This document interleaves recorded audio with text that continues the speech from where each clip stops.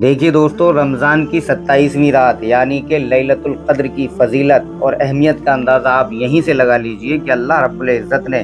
سورہ قدر کے نام سے قرآن پاک میں پوری سورت نازل فرمائی، اور اللہ رب العزت نے لیلۃ القدر کی فضیلت خود بیان فرمائی، جیسا کہ اللہ رب العزت قرآن پاک میں فرماتا ہے کہ بسم اللہ الرحمن الرحیم، اللہ کے نام سے شروع جو نہایت مہربان رحمت والا ہے۔ انا انزلناہ فی لیلۃ القدر، بے شک ہم نے اس قرآن کو شب قدر میں نازل کیا۔ شب قدر میں قرآن کو نازل کیا گیا۔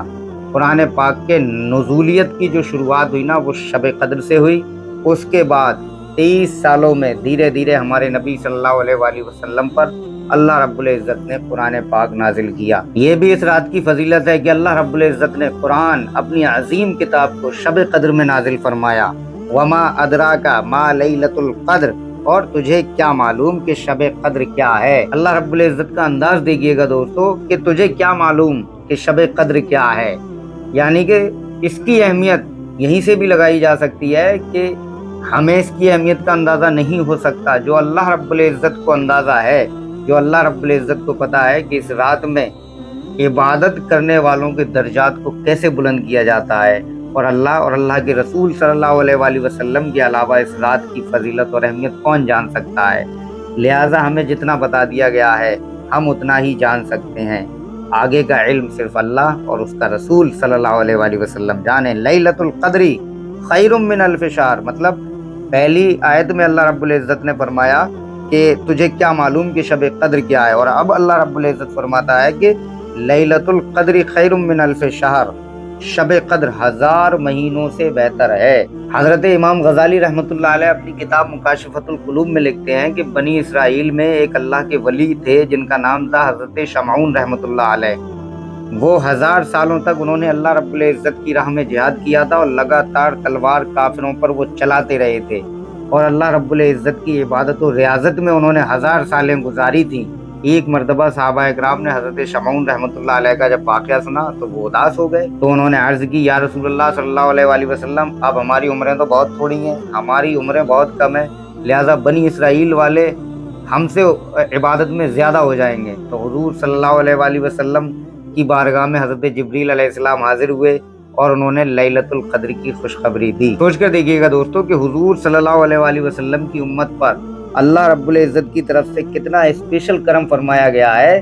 کہ بنی اسرائیل کے شخص، بنی اسرائیل کے ولی اللہ حضرت شمعون رحمۃ اللہ علیہ، جنہوں نے 1000 سالوں تک اللہ رب العزت کی راہ میں جہاد کیا اور اللہ رب العزت کی عبادت کی،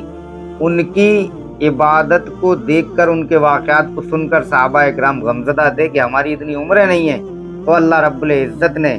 اس امت کے لیے شب قدر نازل کی، لیلۃ القدر نازل کی، اور قرآن پاک میں اللہ رب العزت نے اس کی فضیلت بیان فرمائی ہے۔ تنزل الملائکۃ والروح فیہا باذن ربہم من کل امر، اس رات میں فرشتے اور جبریل اپنے رب کے حکم سے ہر کام کے لیے اترتے ہیں، ہر کام کے لیے اترتے ہیں۔ اس جملے پر غور کریں دوستو، کوئی بھی کام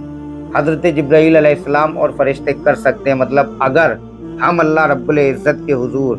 دعا کے لیے ہاتھ پھیلا رہے ہیں، جو بھی ہم اللہ رب العزت سے مانگ رہے ہیں وہ دعائیں ہماری فرشتے اور جبریل علیہ السلام اللہ رب العزت کے حضور پہنچائیں گے۔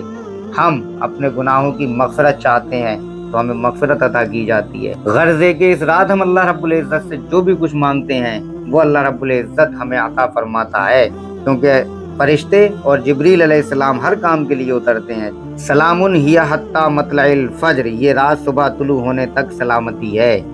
لیلۃ القدر میں پوری رات میں صبح تک سلامتی ہی سلامتی ہے اللہ رب العزت کی طرف سے۔ اور ایک روایت میں ہے کہ حضرت عمر رضی اللہ تعالیٰ عنہ سے مروی ہے کہ حضور صلی اللہ علیہ وآلہ وسلم نے فرمایا، جس شخص نے ماہ رمضان کی 27ویں شب صبح ہونے تک عبادت میں گزار دی، وہ مجھے رمضان کی تمام راتوں کی عبادت سے زیادہ پسند ہے۔ حضرت فاطمہ الزہرا رضی اللہ تعالیٰ عنہ نے عرض کی ہے، ابا جان، وہ ضعیف مرد اور عورتیں کیا کریں جو قیام پر قدرت نہیں رکھتے؟ آپ نے فرمایا کہ وہ تکیے نہیں رکھ سکتے جن کا سہارا لیں اور اس رات کے لمحات میں کچھ لمحات بیٹھ کر گزاریں اور اللہ تعالیٰ سے دعا مانگیں، مگر یہ بات اپنی امت کے تمام ماہ رمضان کو قیام میں گزارنے سے زیادہ محبوب ہے۔ حضرت فاطمہ الزہرا نے جب آپ صلی اللہ علیہ وآلہ وسلم سے پوچھا کہ وہ ضعیف اور کمزور لوگ کیا کریں گے، جو کھڑے ہونے کی طاقت نہیں رکھتے، جو نماز نہیں پڑھ سکتے۔ تو ہمارے نبی صلی اللہ علیہ وآلہ وسلم نے فرمایا کہ وہ لوگ تکیے لیں، ٹیک لگائیں اور مزے سے اللہ رب العزت کی عبادت کریں بیٹھ کر، مطلب کچھ نہ کچھ دیر قیام کریں۔ اس رات میں کسی کے بھی ساتھ نا انصافی نہیں کی گئی ہے، وہ لوگ بھی اس رات میں اللہ رب العزت سے فیضیاب ہو سکتے ہیں جو لوگ ضعیف ہیں، ناتواں ہیں، کمزور ہیں۔